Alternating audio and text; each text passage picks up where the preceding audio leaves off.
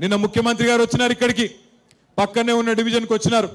నేను ఇదివరకు కూడా మేము కూడా 10 ఏళ్ళు మీ దయతోని మీ ఆశీర్వాదంతోని పెద్దలు కేసీఆర్ గారి నాయకత్వంలో ప్రభుత్వాన్ని నడిపినాం. 10 ఏళ్ళు ఉన్నాం మీ ఆశీర్వాదంతో. ఈ 10 ఏళ్లలో మేము కూడా ఎలక్షన్లు కొట్లాడినాం. 2 సార్లు జిహెచ్ఎంసీ ఎలక్షన్లు కొట్లాడినాం, 10-12 ఉప ఎన్నికలు కొట్లాడినాం, బై ఎలక్షన్స్ కొట్లాడినాం. కానీ ఎన్నడన్నా ఒక్క దగ్గరన్నా మమ్మల్ని గెలిపియకపోతే అన్ని రద్దు చేస్తాం అని మాట్లాడినామా?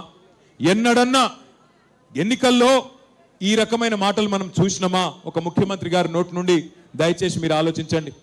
ముఖ్యమంత్రి రేవంత్ రెడ్డి ఇవాళ తెలంగాణ ప్రజలకు, జూబ్లీహిల్స్ ప్రజలకు బెదిరిస్తున్నాడు, ధమ్కీలు ఇస్తున్నాడు. మీరు నాకు ఓటేయకపోతే రద్దు చేస్తా అంటున్నాడు.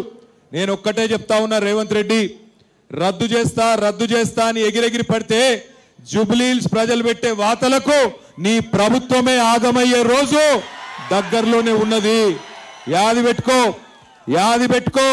ఇదేమి ఏడి తెలంగాణ, గుడ్డి తెలంగాణ కాదు, చైతన్యవంతమైన తెలంగాణ. నీలాంటి వాళ్ళను చాలా మందిని చూసినాం గతంలో కూడా. ఎగిరెగిరి పడ్డోళ్ళు, ఇదే మట్టిలో కలిసిపోయిన వాళ్ళు చాలా మంది ఉన్నారు.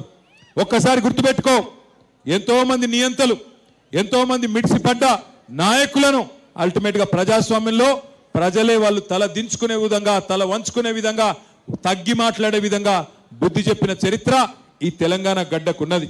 ఆలోచించుకో.